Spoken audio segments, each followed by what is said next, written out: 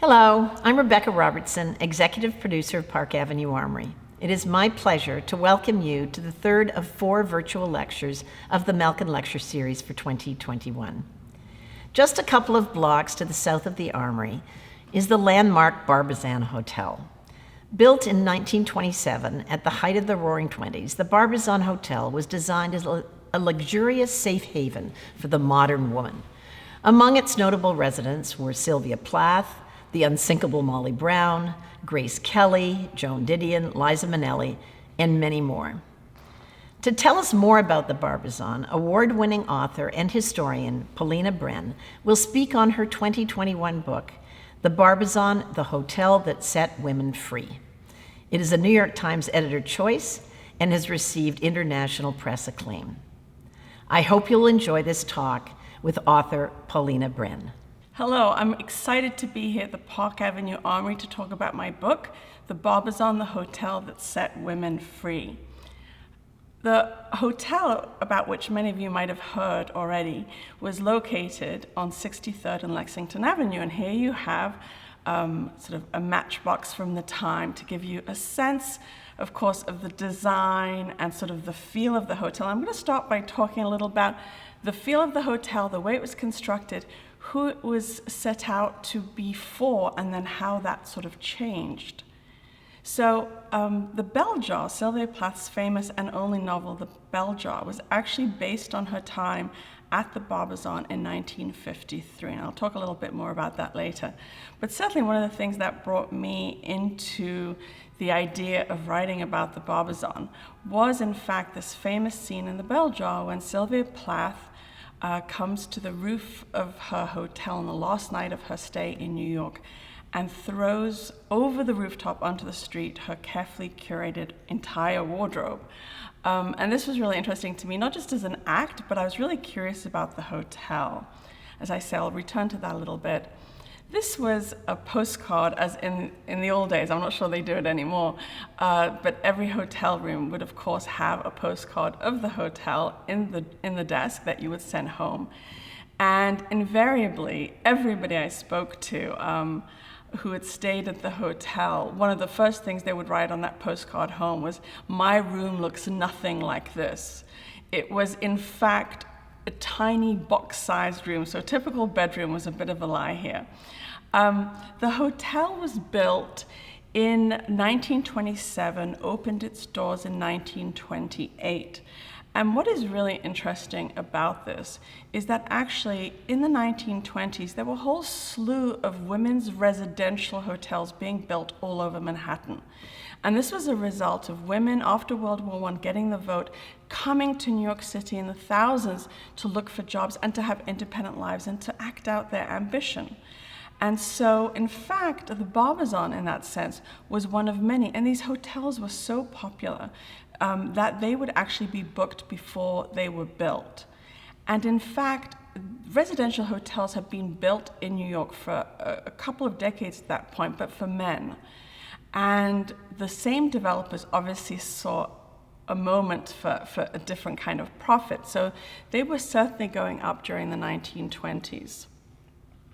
Here's a brochure, again, to sort of get the sense of that Art Deco feel to the hotel.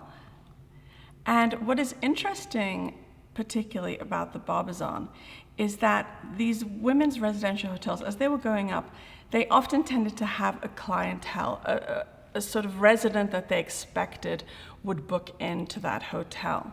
In the case of the Barbizon, it was really designed from the get-go for young women who, as this brochure says, had ambitions to have careers in music, art, or drama. And it was really built that way so that there were music studios, there were art studios built in, there was an artist wing, there was a performance area, and there was also a swimming pool in the basement. This, of course, 1920s, and women, the modern woman who's going to occupy this hotel, felt she had the same right, not only to the same kind of amenities and possibilities for living in the city, but also it was about exercising the mind and the body.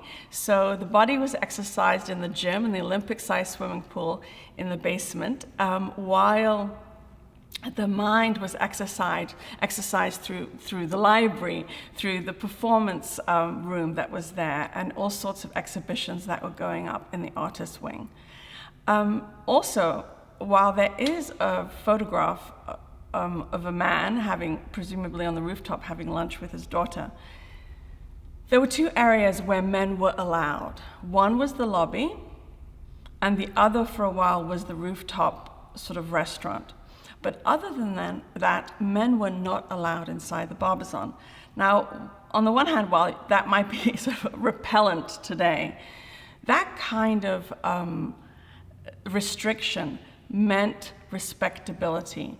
And it was one of the reasons that young women could go there, because men weren't allowed. It was seen as a respectable place for an independent woman, young woman coming to New York by herself. And these are some advertisements from the 1940s, where you can see this focus on the career women, on the fact that you can live with other women who are ambitious.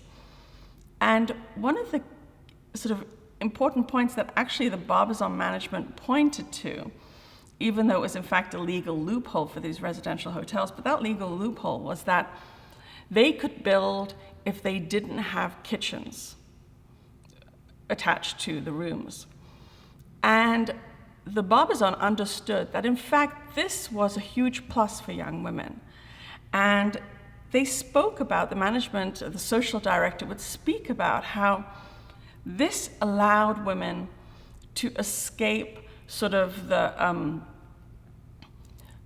expectation that women should take care of others, should take care of the home, should take care of the household. They couldn't cook, and there was maid service. They didn't have to clean their room. And that really opened up the ability to pursue a career. These are some ads from the 1950s, and as you can see, in the 1950s, they really started to sort of appeal to a certain type of young woman, from sort of saying, well, you'll probably recognize your college classmates in the hallways and so forth. And I'll also sort of return to that. Again, just to give you a sense, this was the beautiful stationery. And this was a typical telephone message that was left for one of the residents, Nanette Emery, whom I speak about, or write about rather, in the book, just to give you a sense of all of that. And it certainly suggests sort of this genteel, upper class, middle upper class clientele. Well, the hotel was built in 1927, opened its doors in 1928. And of course, a year later was the beginning of the Great Depression, the crash and the Great Depression. And so, suddenly the hotel had to pivot. And indeed, many of these women's residential hotels did not survive the Great Depression. One of the things that the Barbizon did was, while it continued, and this was very much so up until really its sort of last days, it continued to have this image of a place for elite young women. But the truth behind the sort of pink salmon facade of the Barbizon was quite different. And it was different because of the Great Depression. So now you had young women in New York staying at the Barbizon who were not just there for the thrill of having an independent life, but these were now young women who had to work. They had to work to support themselves and often to support their families.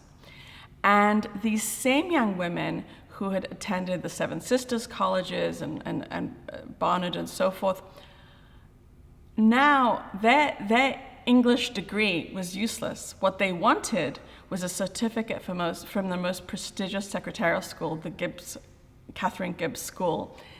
And I remember it back in the 80s as just this secretarial school, which seemed sort of outdated at the time. And it was fascinating to me to actually learn how vital the Gibbs School was, and that the Gibbs School was really this phenomenon through so much of the 20th century. It was a way for young women to get the credentials to go into the workplace. And also, it was during the Great Depression, women who were working were seen as taking jobs away from men who really needed those jobs. And so it was much safer to do what was deemed women's jobs. So one was being secretaries, of course, and the other models. So this was also 1930s, you see, is this era where the Barbizon is really being populated by a lot of Gibbs students. And in fact, the Gibbs School takes over a couple of floors and later 3 floors as their New York City dormitory. In addition, you have Powers Girls, they were called. These were Powers models, the agency, the Powers agency was sort of the first modeling agency. And they were encouraged also to stay at the Barbizon. And they were not supermodels. These were really working girls. It was a tough job in the same way as the Gibbs girls was a tough job. And of course, the Barbizon, if you have heard of the Barbizon, probably one of the reasons you've heard about it is not so much about the Gibbs girls and the Powers girls of the 1930s going to the 1940s, but really about the 1950s, its heyday when it was known as the Doll's House. And here we have the doorman, Oscar Beck, who was very well known. I should say there are very few sources about the Barbizon, so this was really both an adventure and often sort of, a crisis, but it became an adventure of trying to find ways to get at these stories. And Oscar Beck was somebody who was written about a little bit, and actually it was quite delightful. I was doing a NPR radio show about the book, and they had call-ins, and Oscar Beck's grandson called in, and he remembered the Barbizon too. So he was really quite the legend. And he was a legend at the time when precisely 1950s, and these women are coming in who are going to be famous later. And I can't, of course, go through all of them, but here, for example, is Grace Kelly, who stayed at the Barbizon. She became best friends with Carolyn Scott, who's the young woman next to her here in the black and white photograph. And in discovering them, it was really interesting to see that despite, as I said, the facade of the Barbizon and the facade of who was staying at the Barbizon, Grace Kelly and Carolyn Scott were a perfect example of what was actually inside the hotel. Because while Grace Kelly, her father was a self-made millionaire, she came from Philadelphia, she knew New York quite well. I believe it was her uncle who was a playwright in New York, and she had managed to convince her parents that she would not go to college, and instead she would go to the drama academy in New York. So she was of that background, but Carolyn Scott, who was her next door room neighbor and became her best friend, she was very different and also very typical of Barbizon residents, because this was a New York hotel, but it was a New York hotel that was catering to small town American women. This was an American hotel that was in New York that is also a very New York hotel because it tracks the history of New York in so many ways. But Carolyn Scott was from rural Ohio, did not have a good family life, won a beauty contest, which was often the case how these women got to the Barbizon who did not have the means for it. And with that, won a small chunk of money, saved up, made her own clothes, had some photographs made while she was in Ohio, and jumped on a train and came to New York. And of course, when a young woman came from anywhere in America, she didn't know anybody, but she would say to the taxi driver, "Take me to the Barbizon." And so she ended up being a model in New York, and in fact encouraged Grace Kelly to become independent of her parents as well. And here we just have some shots of Carolyn Scott. And here you have, I love this image, a typical image. The lobby was really fascinating because I don't know if it was built for that purpose, but it was perfect for that purpose, which is the men were allowed to be downstairs in the lobby, but there was a mezzanine up there where you could see the young women look down. In fact, in this shot, that is Carolyn Scott up there on the left-hand side. And they could look down to see what's going on. The 2 older women in the back, we're going to return to them. And certainly, I encountered a woman from the 1960s, I believe, who she would actually use the mezzanine for blind dates. So a blind date would come, call up from the telephones, which were in the lobby. her roommate, or a friend rather, would answer and say, oh, she'll be, I'll go get her. In the meantime, this woman would run to the mezzanine, look down on the blind date, decide if she wants to go or not, and come down if she did, and otherwise she would sort of make an escape through the coffee shop of the Barbizon. So it had many purposes, this mezzanine. Now, Mademoiselle magazine, again, really fascinating.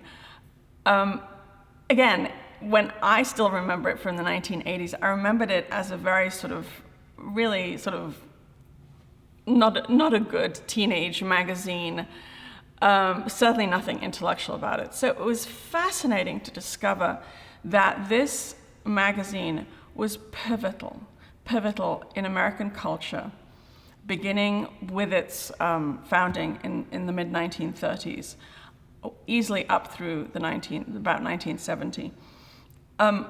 It was a magazine that, for the first time, catered to young women. It actually, that was the idea, and you can see the tagline: "Magazine for Smart Young Women." In a sense, it discovered and created a youth market. It was about fashion.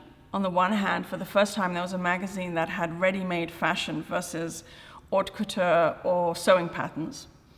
It had prices of the fashion, but most importantly, because it was also being run on a bit of a budget, and because the editor-in-chief believed that these young women had just left college and they had been reading great works of literature, why should they read awful help columns? The fiction department went in search always of up-and-coming writers. They could get them cheap, and they could sort of sniff out the next generation. Truman Capote's first short story appeared in Mademoiselle. And the college issue, the August issue, was known as the Bible. You would not go back to college in September without having read what it is you should be thinking, reading, wearing. And this was very important because Betsy Talbot Blackwell, who was the editor-in-chief from 1935 to 1970, was just sort of a marketing mastermind.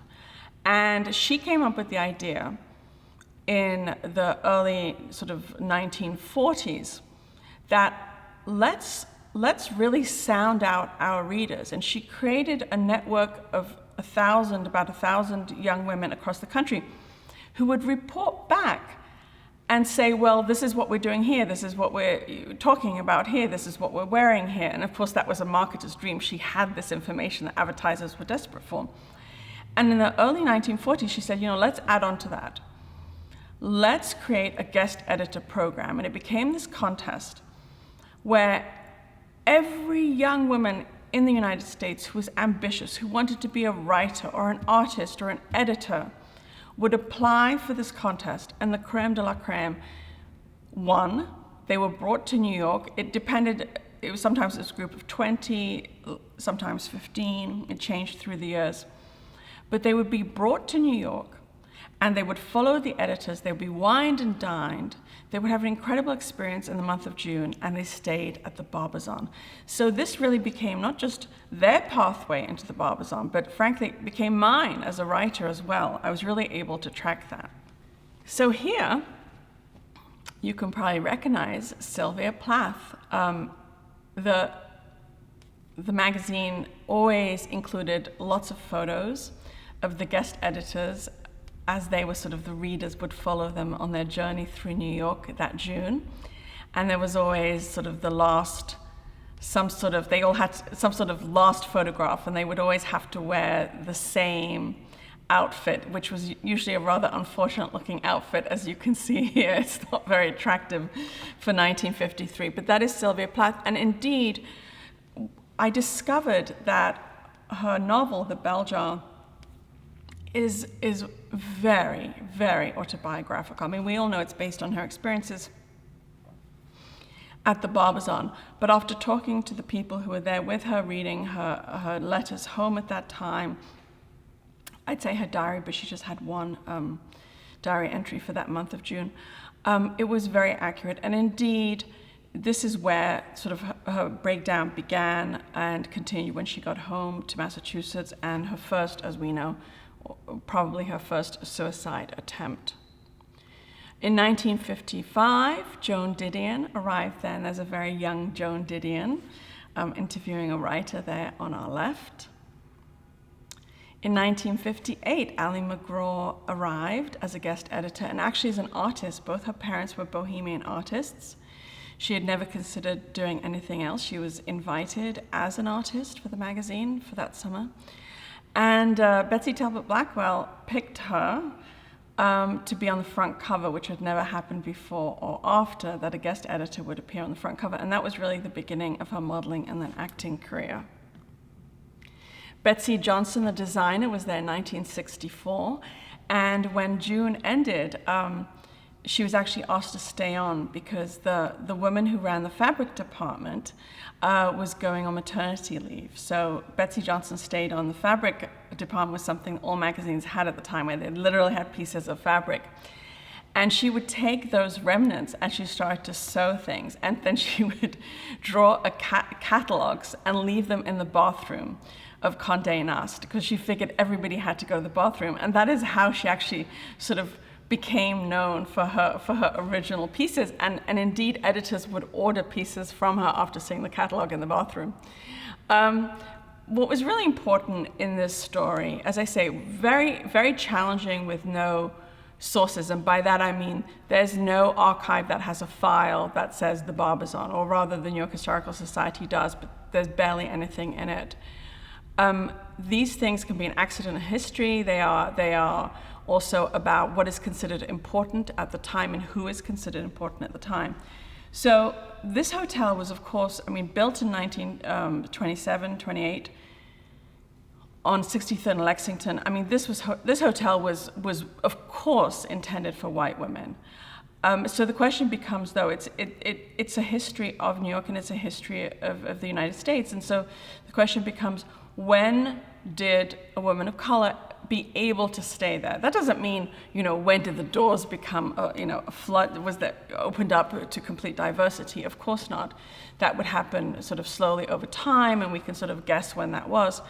But it was really important to sort of track when, what was sort of that cultural mood. And I was going through lots of sort of boring office memos. I did find an archive of sort of office paperwork that belonged to Betsy Talbot Blackwell, and I was going through these memos, and I found this really sort of volatile back and forth memo exchange between the editorial department and the business department of Mademoiselle magazine. They were going through the contestants, and they were finalizing the contestants. And the person they wanted to pick for sort of an artist position as a guest editor was Barbara Chase. They said she was the most talented as an artist. They also mentioned she was very attractive, but there was one problem: she was African American. And so this sort of debate went back and forth. And one of the questions was, do we even know if the Barbizon will let her stay there? So they had no idea at that moment. Well, Betsy Talbot Blackwell, who, I should say, everybody around Betsy Talbot Blackwell, all the editorial staff at Mademoiselle, very much liberal, sort of liberal politically on the left. Betsy Talbot Blackwell was actually sort of a staunch Republican in their midst, which was also very interesting. But she actually put her foot down and said, no, we're inviting Barbara Chase. And I guess fortunately for me, Barbara Chase became Barbara Chase Rabu, a famous sculptor who now lives in Paris and Milan. And I was able to meet with her. She's quite a formidable force. And she had a very interesting, I write about that, very interesting relationship with Betsy Talbot Blackwell. And she was fascinated also by the fact that a woman had married and not dropped her name. So she also hyphenated her name as a result. So the hotel, 1960s, is a sort of a bit of a turning point. You see this contrast. You have sort of the glamorous 1960s woman in in the infamous Barbizon coffee shop. I say infamous because you could walk into it either out of the hotel, straight from the hotel or from the street. It was open to everybody, and certainly men would enjoy hanging around there to see the young women. There's some interesting characters that you can read about who did hang around there. But you can see the contrast of sort of this glamorous 1960s woman, and then we have the elderly lady in the organ room. There was always a tea time at the Barbizon, and many young women who were not well off, they would in fact use the tea time as their dinner. But here, the tea time became less and less populated, and you can see sort of some young women sitting there sort of trying to chat or sing, I'm not sure what they are, and one of the old ladies of the Barbizon. This sort of shifting all the more in 1977, God forbid, there's a woman smoking now in the lobby. You compare that to that earlier picture of the 1950s. And Meg Wolitzer, who was the last in 1979, with the absolute last group of the guest editors at Mademoiselle. And I love what she said, that New York was looking like an episode of Kojak at that point. And the Barbizon too, there was sort of a leaking roof, and the place just looked in disarray. 1980s, you can see that here too. And 1981, at that point, New York's not looking so good. And the appeal of the hotel, as I say, which began in the 1960s, the appeal of the hotel is going downhill, of course. So occupancy rates are so low, and the hotel decides they have to open up to men. So 1981, it opens up to men, but then closes soon after, and then 2 decades follow, where the hotel goes through various reincarnations as a real hotel, efforts to make it a real hotel. I apologize for these really badly lit shots, but I actually took these in the lobby of what is the Barbizon today, and there's this direct light over it, and I couldn't do a thing about it. But I want you to get a sense of, you can see sort of that decor of the 1990s, and then again of the 2000s, and of course. Not I say of course, but probably some of you might notice this. There's an Equinox on 66th Street, 63rd Street and Lex, and indeed that Equinox on Lexington Avenue is no longer the pool that belonged. The original pool was pulled out, but that area was where the Barbizon pool was.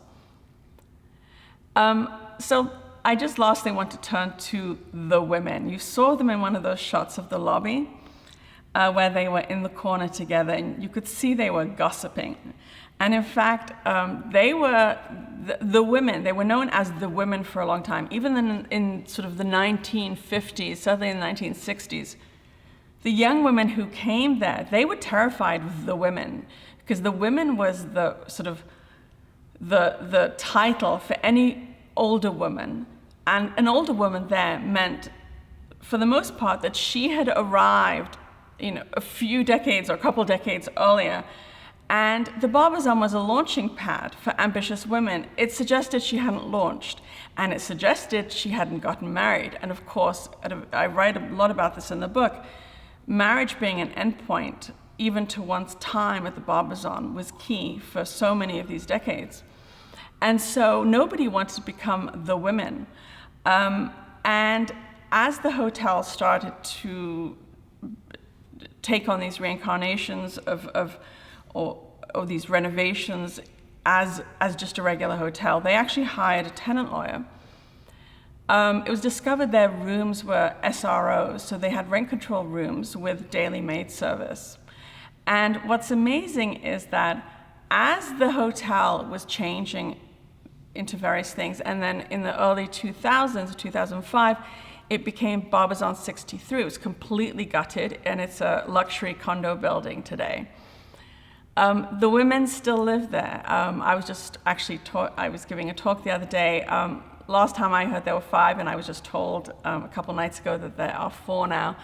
But there are 4 women there. And I have to say, as much as they were pitied, they are the victors in my eyes in many ways, because they live in a beautiful luxury building on 63rd and Lexington on their own floor with daily maid service, paying prices for those rooms, or now small sort of studio or one-bedroom apartments, the same prices when they arrived at the Barbizon when it was still the residential hotel for women. As I say, Barbizon 63 today, I believe the most famous person who's living there, I might be wrong, there might be somebody else, is Ricky Gervais. And as you can see, if you compare the lobby on the right and what it was, it has changed radically. The facade is still pretty much the same, although larger windows were actually put in.